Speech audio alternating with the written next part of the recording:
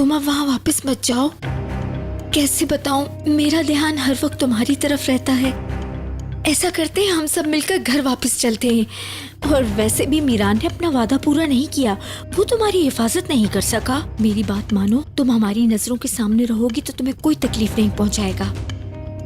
और वैसे भी मैं तुम्हें एक बात बताना चाहती हूँ, उस औरत के पास अब जाने नहीं दूंगी। वो तुम पर हवेली में अटैक करने के लिए आई थी, समझी?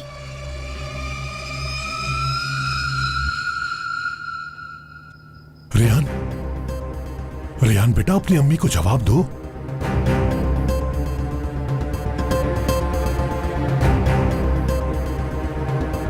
नहीं रेहान, नहीं। रेहान, क्या तुम्हें अपनी जान की परवाह नहीं थी?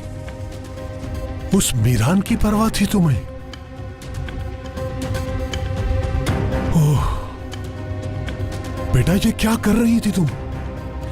ऐसा कब तक चलता रहेगा बेटा? एक बात सुन लो, तुम मुझे वहां पर जाने के लिए हरगिज मजबूर नहीं करोगी, और उसकी वजह तुम जानती हो। वैसे भी उनके अपने बहुत सारे दुश्मन हैं, और इन सब दुश्मनों के अलावा वहां पर अजीजा भी है। हम लोग भी तो उनके दुश्मन ही है ना बाबा।